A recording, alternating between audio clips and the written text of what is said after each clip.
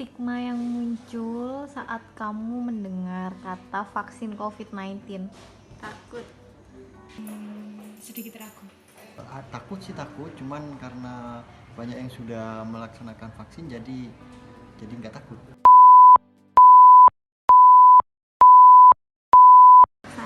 Saya belum berani untuk vaksin. Saya setuju dengan vaksin COVID-19. Mau nggak mau harus siap.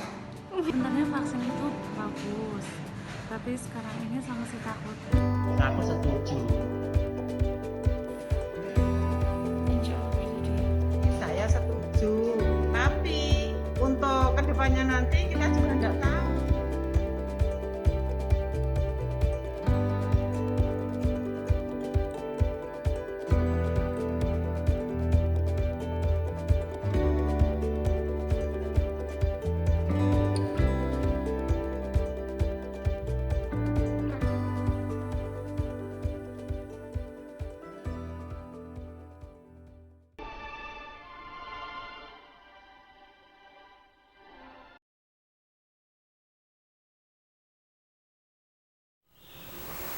Halo, ketemu lagi di podcast Buana.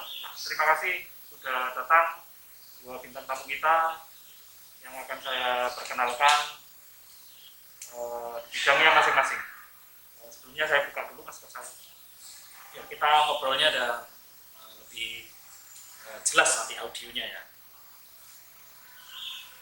Yang pertama saya perkenalkan dulu Bu Vidi, dosen pendidikan biologi, dosen teladan Seunitri. Kemudian Pak Pram, dosen pengajar mikrobiologi. Hari ini kita akan membahas tentang apa itu vaksin, pentingnya vaksin, segmentasi vaksin, dan bagaimana stigma yang terjadi di masyarakat tentang vaksin tersebut. Kita akan mulai dulu, kita akan ngobrol nanti sambil bergantian.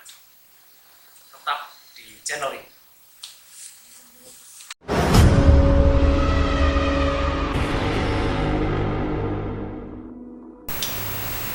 Oke, terima kasih sudah kembali bersama podcast Buana.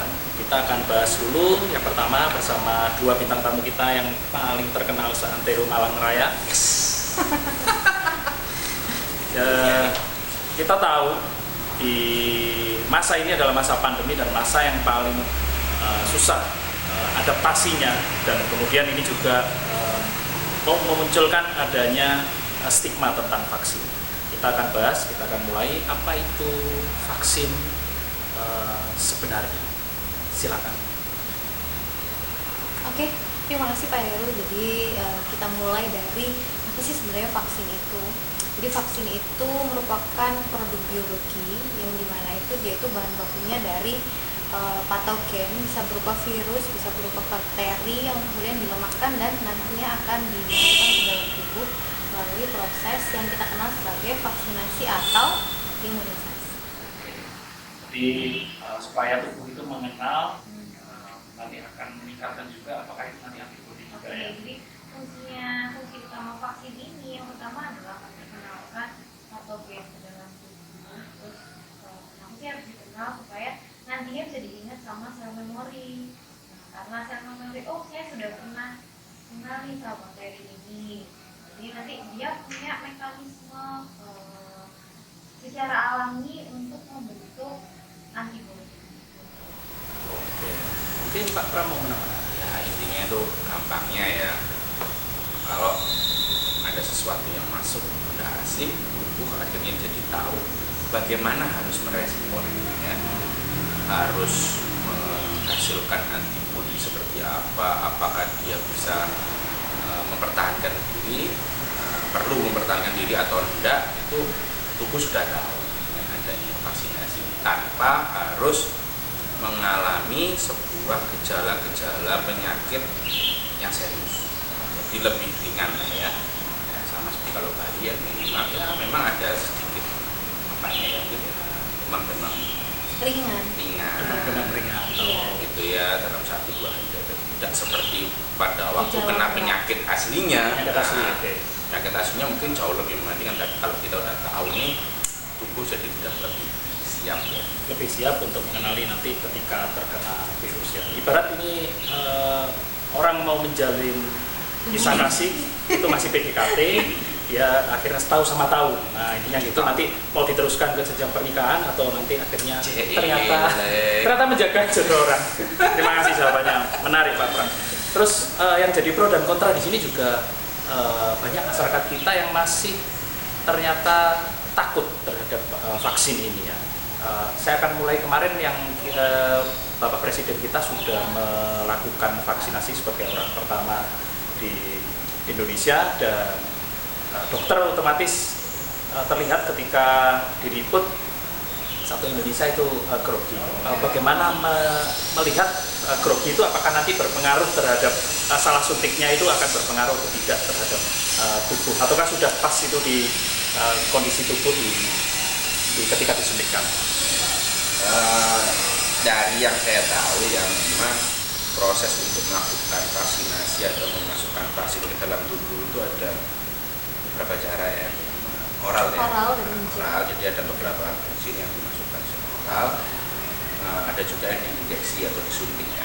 Itu yang Pak Jokowi lakukan ya? Jokowi memang untuk virus vaksin COVID itu disuntikan, tapi ada beberapa vaksin lain yang memang di mulut ya, diteteskan ya, kalau ini itu diteteskan. Nah tapi dari informasi yang saya baca ya, karena saya sudah mengikuti beritanya, dan juga sudah ada beberapa pernyataan dari beberapa dokter yang mereka lebih kompeten ke masalah suntik ya. Itu jadi itu semua sudah yang dilakukan oleh dokter Presiden yang kemarin sudah cukup tepat, sudah sesuai prosedur ya.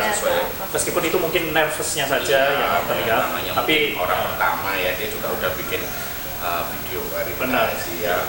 Lagian kan masyarakat kita itu kan selalu ada sesuatu sedikit itu menanggapinya berlebihan. Untungnya kemarin mungkin karena yang disuntik Pak Jokowi jadi nggak berani macam-macam.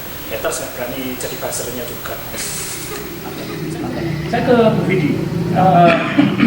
Apakah dengan vaksin ini sudah sesuai prosedur, dan kemarin juga ketika Pak Jokowi disuntik, divaksin itu sudah menyatakan halal, mungkin ini bisa menjelaskan. Jadi vaksin COVID sebenarnya itu ada berbagai macam ya, ada. Tapi yang di Indonesia kebetulan yang dipakai adalah Sinovac. Nah, Sinovac ini kita ambilnya dari Cina, di mana memang ditelitinya itu sudah sesuai dengan strain COVID-19 yang ada di Indonesia. Ini memang dirasa paling sesuai jika dibandingkan dengan merek lainnya. Merek lain apa saja ya? Jadi ada Pfizer, ada Moderna, dan ada Sinovac. Kalau boleh saya nambahin ya masalah asal virus ini atau bahan ya. Secara umum virus itu bisa dibuat dari materi genetiknya sama dari virus itu secara keseluruhan ya. Jadi virus itu kalau kita lihat virus itu bentuknya ada tubuhnya yang nyelubungnya luar. Kalau di coronavirus itu yang bentuknya kayak matahari itu ya, corona. Terus di dalamnya itu ada materi genetik. Kayak materi genetik atau RNA itu. Nah kalau Sinovac kita pakai bahannya seluruh virus ini tapi dilemahkan. Iya, jadi sudah dilemahkan dengan beberapa cara yang sudah dimiliki oleh data teknologinya. Itu dilemahkan. Kalau yang lainnya, yang merek Pfizer itu dari Moderna ya, itu dari materi genetiknya. RNA-nya aja ya. Jadi memang bahan bakunya berbeda. Prosesnya dan juga ada strain, jangan lupa ada strainnya disampaikan di ini strainnya ya. Kalau memang Sinovac ini sudah diuji ya untuk pakai strain yang ada di Indonesia. Karena memang kita harus tahu bahwa karakter COVID di setiap negara itu pasti ada bedanya, sehingga itulah alasan kita menggunakan Sinovac. Bukan karena Indonesia bersahabat dengan Cina ya. Nah, saya rasa itu di luar konteks secara akademisi ya, atau secara saintifik kita. Yang pasti sudah ada beberapa penelitian, ada beberapa jurnal yang sudah dipublish ya, dan itu sudah menyatakan Sinovac itu memiliki izin penggunaan darurat oleh Badan POM ya, dan terus sudah memiliki hasil sertifikasi halal dan juga efikasinya itu ya. Jadi sudah memiliki, sudah diuji untuk yang ada di Indonesia dan punya efikasinya berapa? Efikasinya adalah sebesar 65,3%. 65,3%. Sinovac ini bagaimana tingkat keamanannya? Jadi untuk tingkat keamanannya, vaksin itu sebelum disebarluaskan dia digunakan, jadi dia telah melalui berbagai uji klinis. Nah, biasanya untuk sampai ke tingkat dipasarkan, maksudnya disebarluaskan itu minimal dia harus memenuhi 7 tahapan. 7 tahapan. Sinovac ini sekarang sudah sampai di rangkaian ketiga, Ya. Sehingga akhirnya diputuskan untuk mengeluarkan izin penggunaan darurat karena sebenarnya tingkat efikasinya sudah memenuhi syarat. Perlu diketahui bahwa efikasi minimal sebelum vaksin itu digunakan adalah sebesar 50,5%. 50,5 ya, dan Sinovac sudah 60,3%. 65,5. Tapi sebetulnya 65,5%. yang merek-merek lain juga masih belum sampai 7 tahap juga kan. Iya. Masih dalam proses. Semua masih dalam Berarti hanya Sinovac yang sudah 3 tahap ini ya, masih proses 3. Lainnya juga sudah di 3 tahap sama. Yang Sebetulnya membedakan ya, itu sebetulnya sama semua. efikasinya. Iya, jadi semua itu sudah tahapannya sama. Iya. Cuman hasil ketika di setiap uji itu memiliki hasil yang berbeda-beda. Nah, yang rame nih, rame yang saya lihat kemarin itu ketika orang membandingkan kenapa kita nggak pakai filter yang gitu tinggi ya, efikasinya. yang tinggi efikasinya kan cuma 95% itu. Ya. Nah, kenapa kita pilih yang 65,3? Jadi orang asumsinya kenapa pilih yang rendah daripada yang itu ya. Nah, jadi kita harus ingat ya, kita memilihnya itu harus yang sesuai cocok dengan strain yang memang paling umum menyerang di Indonesia. Dan itu adalah Sinovac. Yang pertama itu kalau saya boleh menyampaikan pendapat nih ya, itu yang pertama strain harus spesifik. Yang kedua ini masalah penanganan ya, Ya. Jadi vaksin merek Pfizer ini dan yang Moderna juga karena memang dia berasal dari RNA tadi, materi genetik yang sangat mudah rusak. Oh, udah rusak. Tidak stabil, maka dia harus disimpan di tempat yang suhunya minus 80 derajat. Minus 80 derajat loh ya, jadi kalau kulkas biasa jelas kurang ya. Nah, jadi kita butuh yang super dingin. Nah, kalau yang Sinovac itu karena dari full cell, dia cukup di minus 20 derajat. Jadi pada refrigerator kita yang untuk icebox itu sudah bisa cukup lah ya. Nah, jadi saya kemarin membayangkan pendapat saya ya, selain strain tadi masalah distribusi ya gitu ya.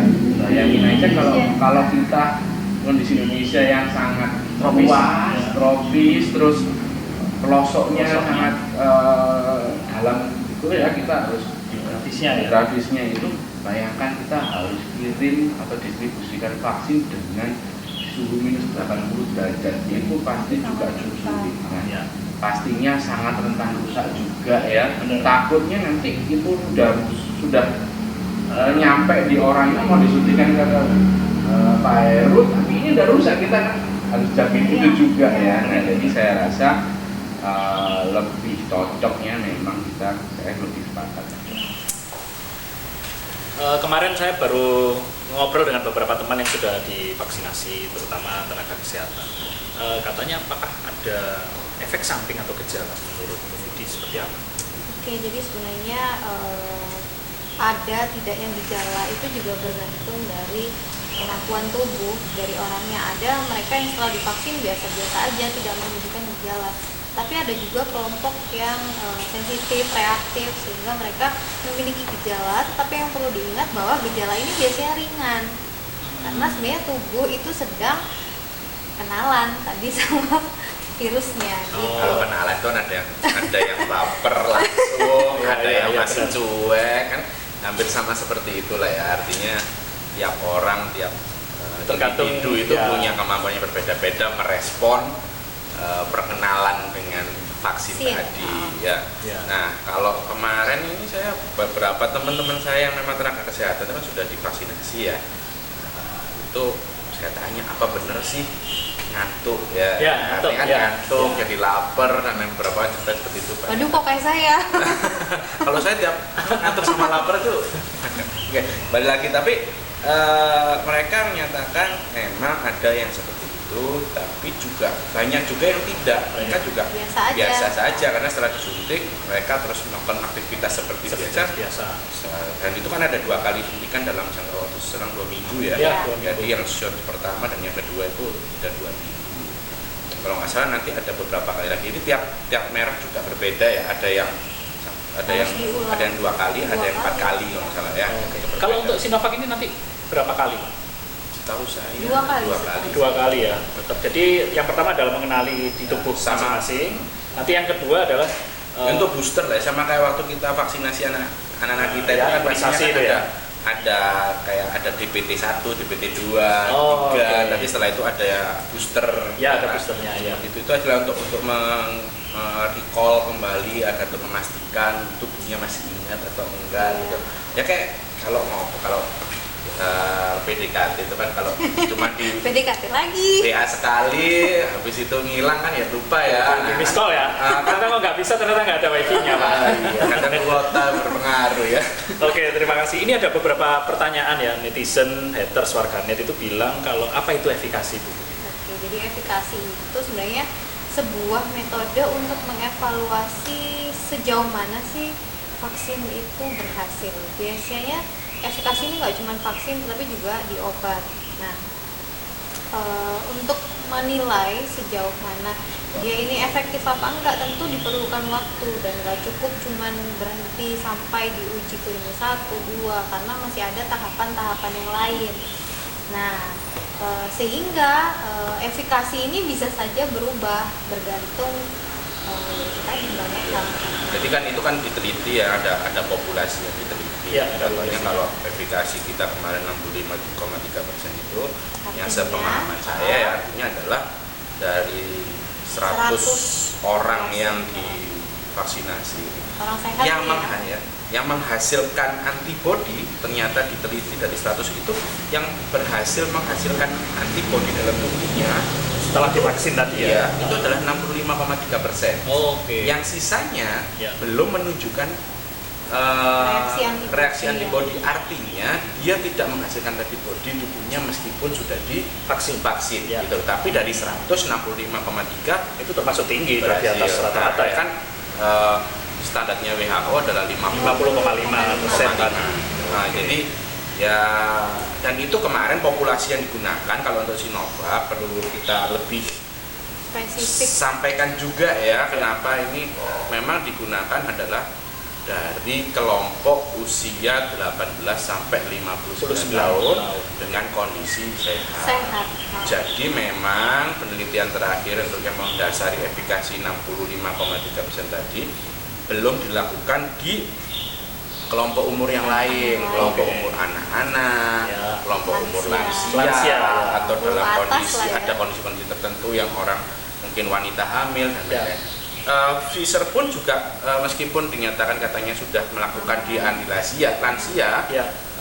mereka juga belum ada penelitian yang menyatakan aman, aman, untuk ibu hamil. belum Nah, ada. jadi memang itulah kenapa pemerintah mengeluarkan klasifikasi Vaksin. ini yang boleh, yang berhak divaksin itu. Jadi bukan mengkotakkan itu, tetapi memang ada dasar Ya, uji klinisnya untuk Ada segmen dasar 18 sampai risetnya. 59 tadi ya. Jadi Berita tadi pagi juga sudah melakukan penelitian di media-media, sudah ada yang untuk 60 ke atas. udah dicoba mungkin ya, Ya, mulai ada mulai hasilnya dan mau dicoba. mulai dicoba, kemungkinan nanti juga rencana setelah 60 ke atas juga nanti ke anak-anak. Rata-rata katanya 8 tahun ke atas di beberapa media. Kalau misalkan ini kita memberikan edukasi juga sama masyarakat. Misalkan nanti keluarganya Pak Pram, misalkan nanti balitanya atau keluarganya Bu Vidi, misalkan nanti siap nggak kalau misalkan sudah divaksin sekaligus keluarganya divaksin, termasuk nanti putra putrinya. Kira-kira gimana? Kalau saya, yang pertama adalah saya sendiri, Ya. karena saya masuk dalam rentang kelompok 18 sampai 59 tadi. Saya dan Sekarang istri usianya saya, berapa Pak Pram? saya 58 atau 17 nih. Saya masih 24 tahun. Oke. Pernah 24 ya? 24 jalan. 24 jalan lah ya. Oke, saya siap. Karena saya memang sudah ada Kelompok. basic risetnya Ya. bahwa kelompok usia 18 sampai 55 tahun aman untuk divaksin dan saya dalam kelompok itu. Kalau untuk anak saya akan melihat bagaimana perkembangan selanjutnya. Karena ini kan riset masih berjalan terus ya. Benar. Nah, kalau nanti sudah ada perkembangan atau basic riset yang menyatakan secara saintifik Aman, nah, approve. itu punya tingkat efikasi, tingkat keamanan yang sesuai di atas tadi, di atas minimal. Paling nggak di atas lah. Saya sesuai minimal. akan setuju seperti ya. itu.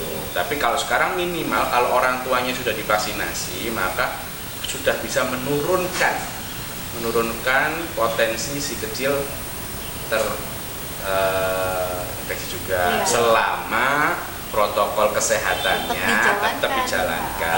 Oke, gitu ya. Kalau Bu Vidi berarti gimana? Sebenarnya perlu diketahui juga kenapa sih hanya usia produktif yang menjadi sasaran utama dalam proses vaksinasi ini. Ya. Jadi mereka itu akan melindungi kelompok rentan. Kelompok rentan ini adalah mereka dari usia anak-anak, terus mereka yang punya komorbid tinggi dan juga mereka yang lansia. Nah, orang dengan yang sudah divaksin tadi yang usia produktif tadi itu akan melindungi golongan Lainnya ya. golongan lainnya. Bagaimanapun Kita juga kan menyebutnya perlu- sebagai herd immunity. Herd immunity tadi. Bagaimanapun juga kan usia produktif ini perlu untuk beraktivitas, Iya, untuk memenuhi mereka kebutuhan Sehari-hari. sehari-hari. Duluan. Itu yang dituju didahulukan. Didahulukan. Nah, Itu dengan tetap harapan ada yang skala prioritas. kelompok yang lain, yang lansia dan anak-anak ini bisa tetap mengurangi mobilitasnya, nah, sehingga semua tetap berjalan dengan Prosedurnya. ya, new normal lah ya. Kita beradaptasi juga. Ya. Untuk si yang paling utama profesi yang harus didahulukan itu menurut kalian siapa? Oke, jadi Indonesia sendiri sebenarnya sudah menerapkan skala prioritas, di mana yang pertama jelas ya mereka yang ada di garda terdepan, yaitu tenaga kesehatan dan juga orang yang berada di pelayanan publik. Nah, kemarin kalau kita tahu bahwa minggu ini beritanya yang golongan pers itu Benar. mereka juga mulai mengajukan karena mereka harus berinteraksi dengan banyak orang, sehingga mereka beserta keluarganya juga ingin mendapat prioritas ya. dalam pemberian vaksin ini. Ya, vaksin yang diutamakan ya. Oke, ini sudah sampai di penghujung podcast kita. Saya menginginkan dua bintang tamu kita yang ahli di bidangnya masing-masing yang bicara tentang vaksin tadi mungkin bisa memberikan statement pada teman-teman kita yang lihat. Mungkin dari Bu Vidi dulu, silakan. Oke, jadi pesan saya adalah nggak usah takut untuk divaksin. Ingat bahwa kepercayaan publik itu sangat penting dalam keberhasilan proses vaksinasi ini. Tujuan kita adalah untuk meminimalisir korban, terus membentuk herd immunity tadi, sehingga paling enggak 60-70% populasi di Indonesia itu harus divaksin. Jadi jangan takut deh. Takut divaksin ya. Betul. Kalau mungkin Pak Pram. Oke, satunya sama. Oke, saya siap divaksin. Mari kita semua siap divaksin. Ya. Teman-teman mahasiswa juga siap divaksin. Teman-teman mahasiswa juga bisa menjadi salah satu garda terdepan untuk edukasi kepada masyarakat, ya, sebagai salah satu agen of change. agent of change, ya. Nah, jadi mereka juga harus jadi salah satu tonggak untuk mensukseskan, Mengedukasi, ya, dan mengedukasi masyarakat demi meminimalisir penyebaran COVID di Indonesia. kita bisa menghadapi pandemi ini, wabah pandemi COVID-19 ini dengan baik. Oke, terima kasih Pak Pramono dan Bu Vidi sudah hadir di podcast saya, di podcast Buana. Nanti next time kita bisa ngobrol-ngobrol lagi terkait perkembangan COVID berikutnya. Oke, terima kasih sudah mampir di podcast Buana kita. Nanti kita juga akan selalu menghadirkan bintang-bintang tamu yang bervariasi. Nanti kita juga akan mengundang nanti perkembangan COVID nanti seperti apa. Terima kasih. Tetap di channel kita di Podcast Buana.